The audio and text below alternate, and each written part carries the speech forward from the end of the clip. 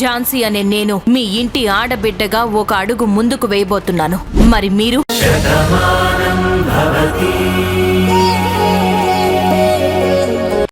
ఈ కీర్తి ఆదిత్యను ఆ ధీరజ్ వాళ్ళ ఊరికి పంపించి ఎంక్వైరీ చేయమని చెప్పిందంట. అసలు వీళ్ళు తన పేరెంట్స్ అవునో కాదోనని తెలుసుకోమని చెప్పిందంట. అవును మురారి, ఆ ఊళ్ళో ఆదిత్య అనుమానంగా తిరుగుతున్నాడని ఆ ఊరు వాళ్ళు పట్టుకొని ఆదిత్యను కొట్టారు. తన్ని ఇక్కడ తీసుకుని వచ్చారు.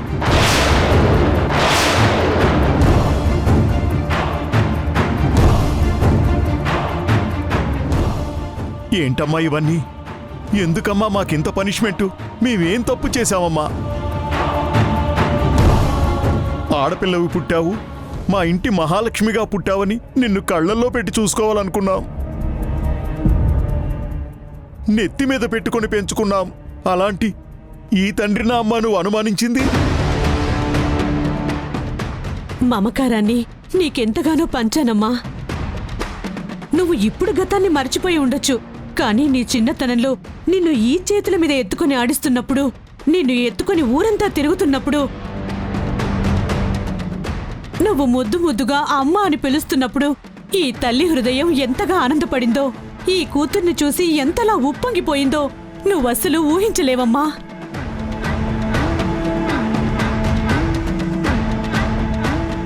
నా చిట్టి చెల్లివని, నా బంగారు తల్లివని, మా ఇంట్లో ఉన్న కల్పవల్లివని నిన్ను ఎంత గొప్పగా చూసుకున్నాము, ఎంతగానో అభిమానించాము.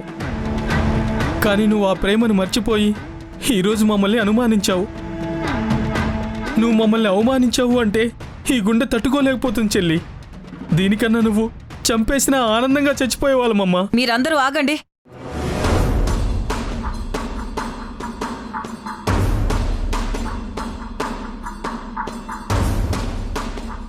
సమాధానం చెప్పు కీర్తి.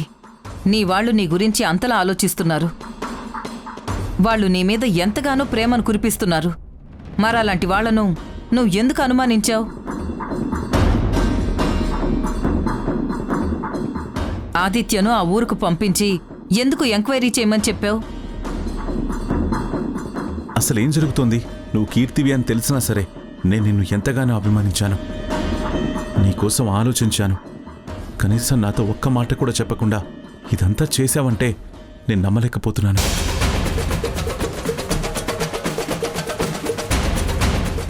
ఇప్పటికైనా నువ్వేమనుకుంటున్నావో ఆ మాటని బయటికి చెప్పు. నీకేమైనా అనుమానం ఉంటే నాతో చెప్పు, అది నేను నిరూపిస్తాను. ఇంకేం చెప్తుంది? అసలు చెప్పటానికి ఏం మిగిలింది? మనందరం రాధా అన్నావు, నువ్వు ఇంటి మనిషివి అన్నావు, అమ్మ ఇంటి దేవత అంది.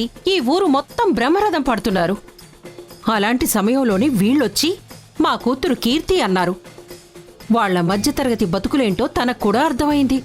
ఈ ఐశ్వర్యం నుంచి బయటకు వెళ్లాలంటే మనసు రావట్లేదు.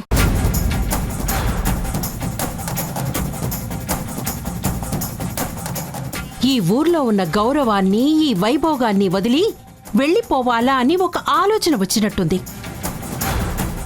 అందుకే తెలివిగా వాళ్లు తన తల్లిదండ్రులు కాదు అని నిరూపించి ఎప్పటికీ రాధగా ఇక్కడే ఉండిపోవాలని ప్లాన్ వేసింది.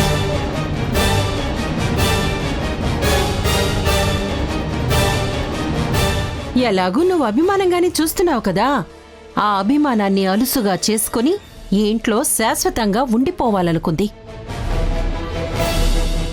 ఈ ఆస్తులు మొత్తం రాయించుకొని తనే మహారాణిలా మెలగాలి అని పెద్ద ప్లాన్ వేసింది.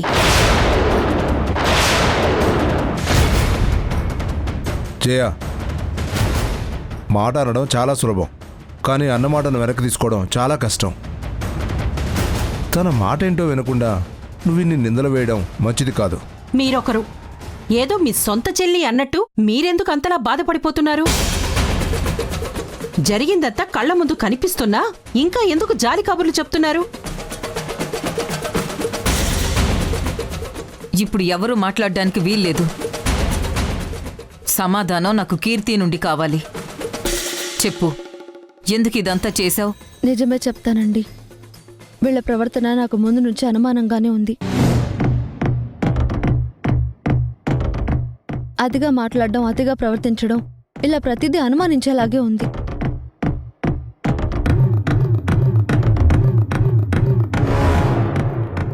అందుకే వీళ్ళ గురించి తెలుసుకుందామని, నిజంగా వీళ్ళు నా కన్న తల్లిదండ్రులు అవునో కాదో, అసలు ఇదంతా ఎవరు చేస్తున్నారా అని తెలుసుకోవడానికి ట్రై చేశాను.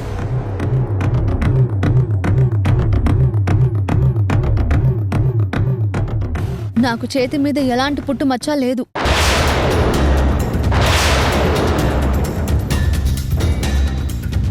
నేనే పుట్టుమచ్చలాగా మార్కర్తో పెట్టుకుని వీళ్ళిద్దరిని అడిగాను. ఇద్దరూ తలో రకంగా చెప్పారు. అప్పుడే నాకు అనుమానం వచ్చింది.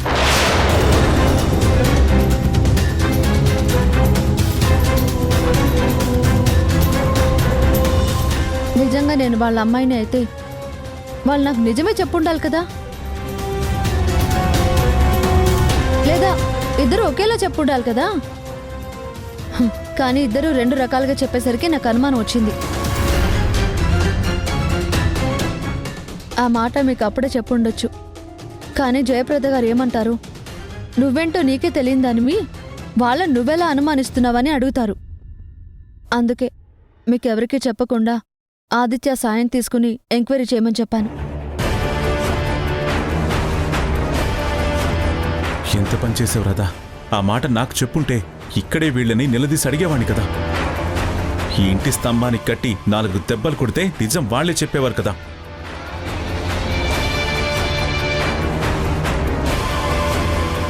ఏంటి తమ్ముడు ఇది? తనేదో చెప్పింది కదా అని నువ్వు ఇలా ఆవేశపడితే ఎలా? నువ్వు ఆగు జయ. తను చెప్పిన దాంట్లో కూడా న్యాయం ఉంది కదా. వాళ్ళమ్మాయే అయినప్పుడు జరిగిందేంటో వాళ్ళకి తెలియాలి కదా. లేని పుట్టుమచ్చ పెట్టుకుని తను అడిగితే వీళ్ళు తలో రకంగా ఎలా చెప్తారు?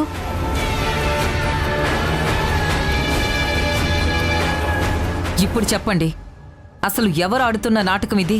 మీరెవరు? నిజంగా తను కీర్తియేనా? నిజం చెప్పకపోతే ఈ ఊరి పొలిమేర కూడా దాటరు.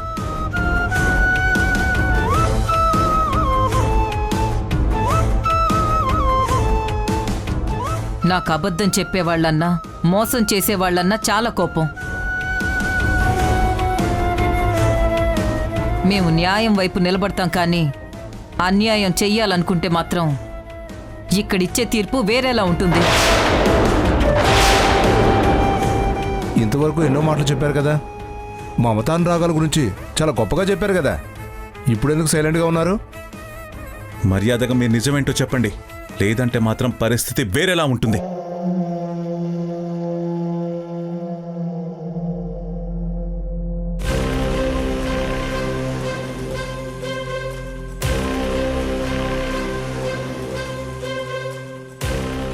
ఏంటమ్మా ఇది? కన్న పాపానికి మేము ఇన్ని నిందలు పడాలా? ఇన్నాళ్ళు మాకు మా కూతురు కనిపించలేదన్న బాధతో ఉన్నాం. ఇన్ని రోజుల తర్వాత నా కూతురు నా కంటికి కనిపించింది. పాపం తన గతం ఏంటో తనకు తెలియదు. అలాంటప్పుడు అమ్మా ఇదేంటి అని అడిగినప్పుడు అదేమీ లేదమ్మా, నాకు ఏమీ తెలియదమ్మా అని ఎలా చెప్పమంటారు చెప్పండి?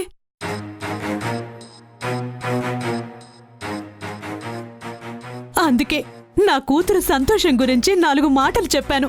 కానీ అదే పాపం అవుతుందని, అదే ఇప్పుడు శాపంగా మారుతుందని మేము ఊహించలేకపోయాం.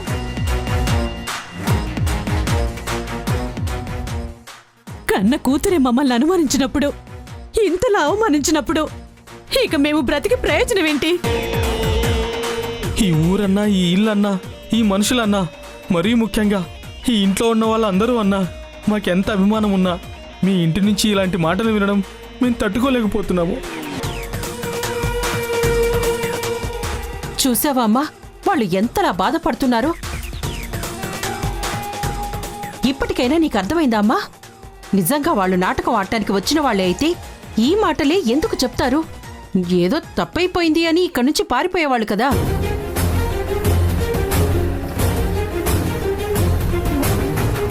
మీరు ఇదే మాట ముందే చెప్పి ఉండొచ్చు కదా. తను మమ్మల్ని అడిగింది, మేము ఇలా చెప్పామని. మరి ఎందుకు చెప్పలేదు మీరు? ఇది మరీ బాగుంది. వాళ్ళ పిల్లలకు వాళ్ళేదో చెప్పారు, అది మనతో ఎందుకు చెప్తారు? మనం పరాయి వాళ్ళం కదా.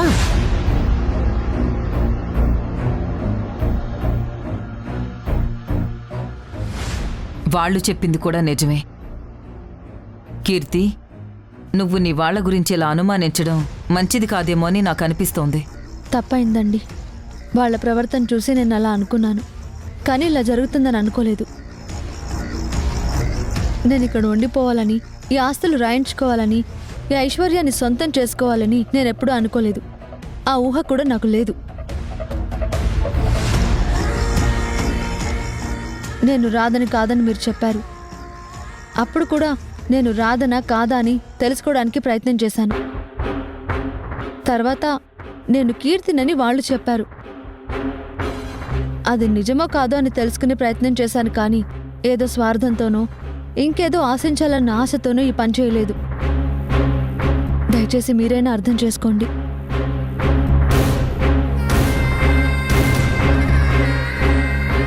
ఇప్పుడు నేను చెప్తున్నాను, నేను ఎప్పటికీ ఇక్కడ ఉండే మనిషిని కాదు, ఇక్కడ నుంచి వెళ్ళిపోయే మనిషిని. ఇప్పటికీ నేను చేసింది తప్పే అనుకుంటే మీరే శిక్ష విధించినా నేను తల వంచుతాను. తప్పులేదమ్మా. నువ్వేంటో నీకు తెలియనప్పుడు జరిగే ప్రతి పరిణామం బాధిస్తుంది.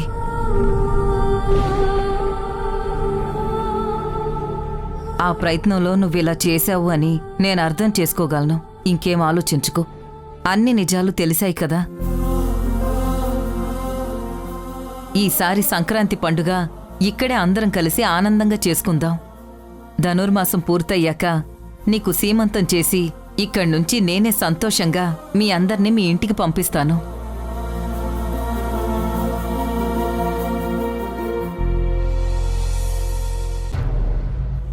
ఇక మీరందరూ జరిగింది మర్చిపోండి. బాబు, మీరు మీ ఊరు వెళ్ళిపోండి. ఆదిత్య, నువ్వు కూడా మీ ఇంటికి వెళ్ళు. అలాగే అమ్మా. అక్క, రేపు మన ఊళ్ళో భోగి మంటలేస్తున్నాం. నువ్వు కూడా భోగి మంటల దగ్గరికి తప్పకుండా రావాలి. లేదమ్మా, నేను రాలేను. మీరందరూ సంతోషంగా చేసుకోండి. అలా అనుకో కీర్తి. అంత అభిమానంగా పిలిస్తే కాదనకూడదు. కిట్టయ్య, ఆ భోగిమంట రేపు మన ఇంటి ముందే వెయ్యండి. అలాగే అమ్మా.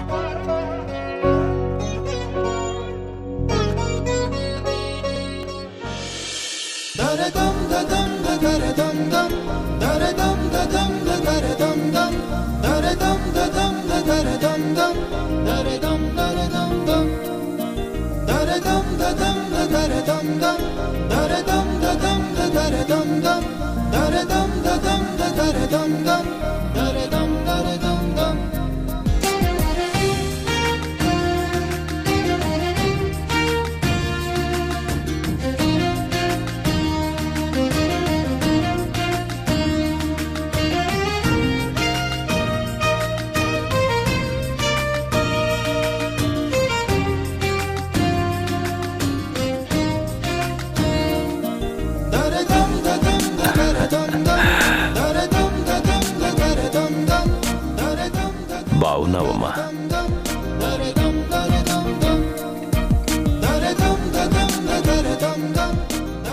మిమ్మల్ని చూస్తుంటే భానమ్మని చూస్తున్నట్టే ఉంది.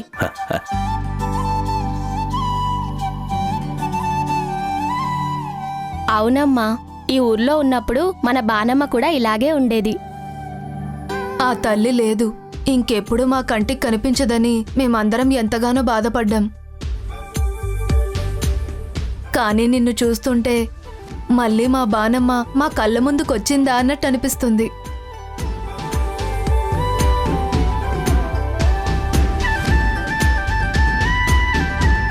అదంతా నా అదృష్టం.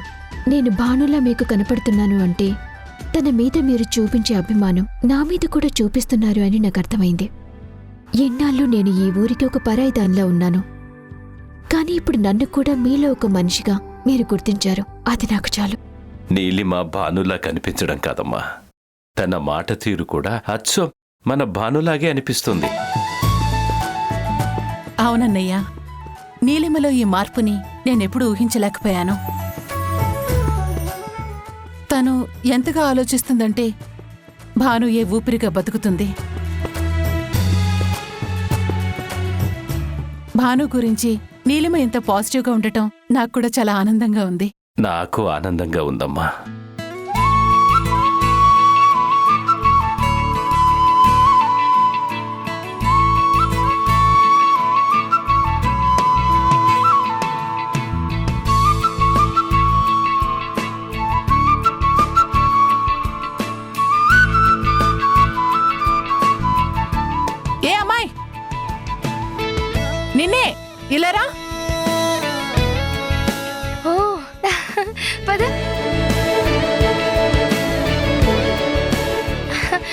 బాగున్నారా అండి? మీరేంటి ఇక్కడున్నారు? ఇది మా ఊరేనమ్మా, సొంతూరు. ఇక్కడి నుంచి వెళ్ళి మేము హైదరాబాద్లో సెటిల్ అయ్యాం. ఎవరి అమ్మాయి? ఇంతకు ముందెప్పుడు చూడలేదే. వాళ్ళది అమ్మవారి పల్లన్నయ్య. మీరు హాస్పిటల్లో ఉన్నప్పుడు వీళ్ళు కూడా ఎవరికో బాగోలేదని చెప్పి హాస్పిటల్కి వచ్చారు. అక్కడే ఈ అమ్మాయి నాకు పరిచయం అయింది. చాలా మంచి అమ్మాయి. ఓహో, ఎవరో కాదండి, మా రాధ అనుకుని ఒక అమ్మాయిని చూపించాం. కానీ తను రాధ కూడా కాదంట, కీర్తి అంట. ఈ మధ్య తెలిసింది. ఓ, సత్య, నువ్వు అలా చెప్తూ వెళ్తుంటే వాళ్ళకేం అర్థమవుతుందే? ఏం అర్థం కాకపోయినా నీ మాటలు మాత్రం చాలా బాగున్నాయి. అయినా నువ్వు ఈ ఊరెందుకు వచ్చావు? అయ్యో, మీ ఊళ్ళో జరుగుతున్న కార్యక్రమం మీకే తెలీదా? ఇక్కడ ముగ్గులు పోటీలు పెట్టారు. దానికి పెద్ద బహుమానం కూడా ఇస్తున్నారు. అందుకే నేను కూడా మంచి ముగ్గు వేయాలని వచ్చాను.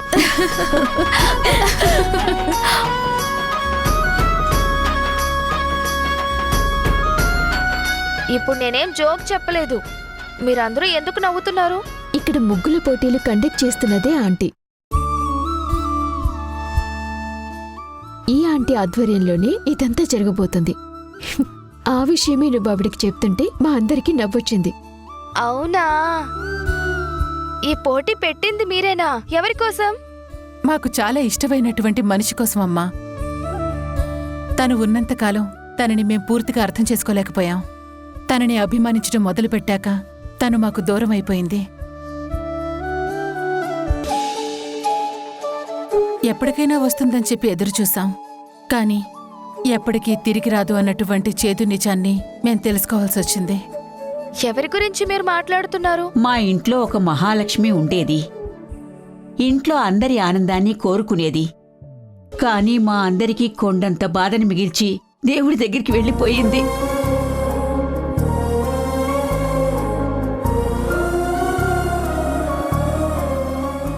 ఇప్పుడు తన పేరు మీదే ఈ ఊర్లో కార్యక్రమాన్ని మేం చేస్తున్నాం. అవునా? చాలా మంచి పని చేస్తున్నారు.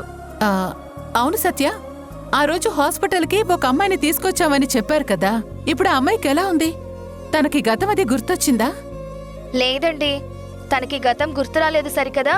అసలు తను మా రాధే కాదంట, కీర్తి అని వాళ్ళ తాలూకా వేరే వాళ్ళు వచ్చారు. నిజానికి తను కూడా నాతో రావాలి. మా మావయ్య, తను, నేను అందరం కలిసే బయలుదేరాం. మధ్యలో మా మావయ్యకి ఫోన్ వచ్చి తను, మా మావయ్య వెనక్కి వెళ్ళిపోయారు. మేం మాత్రం ఇక్కడికి వచ్చేసాం. లేదంటే తనని కూడా మీ అందరికీ చూపించేదాన్ని. ఏ వ్యక్తి అయినా తన గతాన్ని తను మర్చిపోతే అదొక నరకంగా ఉంటుంది. ఎందుకంటే తనేంటో ఏంటో తెలియని పరిస్థితిలో ఉండడం నిజంగా చాలా బాధగా ఉంటుంది.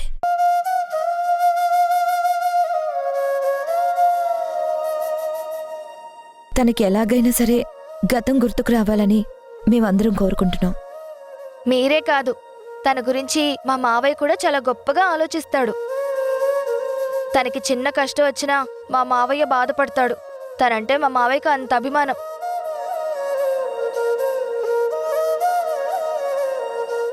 ఒక విధంగా తను కూడా మంచిదే అనుకోండి. తను ఇక్కడికి వచ్చుంటే మీరందరూ చూసుండేవారు. నేను మీకు పరిచయం చేసి ఉండేదాన్ని.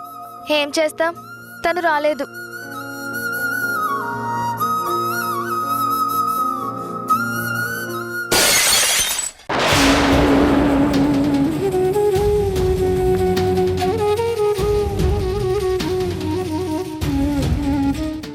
ఏంటి బాను, నాకు తీరని బాధని మిగిల్చి నువ్వు నాకు దూరం అయిపోయావు. నీ ప్రతి జ్ఞాపకాన్ని నా గుండెల్లో అపురూపంగా దాచుకుంటున్నాను. నీ రూపానికి రూపాన్నిచ్చే ఈ ఫోటోని కూడా నేను చాలా భద్రంగా చూసుకుంటున్నాను. ఇప్పుడు ఇది ఇలా పగిలిపోయిందంటే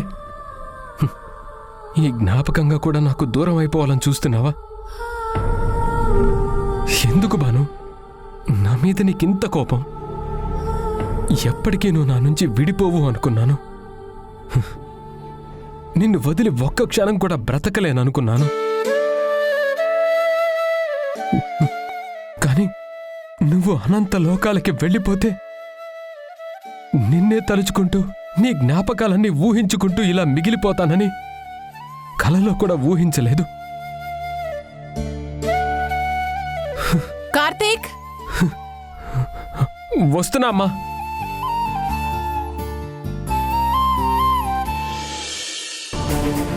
ఏంటలా చూస్తున్నారు? మీరు అనుకున్నది అవ్వలేదనా?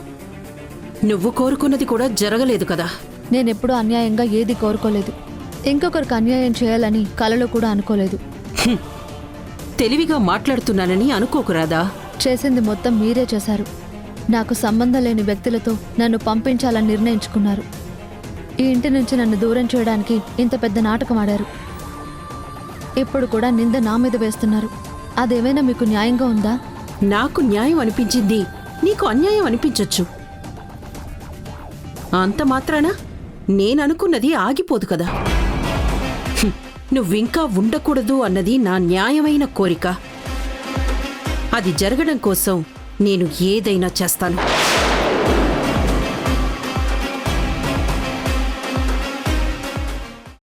ఒసే నీలిమా, నీ చేతులతో ఆ భోగిమంట వెలిగించు.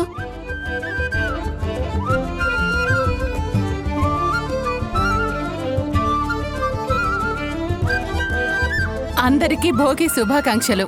దోసపాళ్లో జరిగిన ఈ భోగి వేడుకలు రాష్ట్రమంతా ఇంతకన్నా వైభోగంగా జరగాలని కోరుకుంటూ తెలుగు ప్రజలందరికీ కూడా భోగి సంక్రాంతి శుభాకాంక్షలు.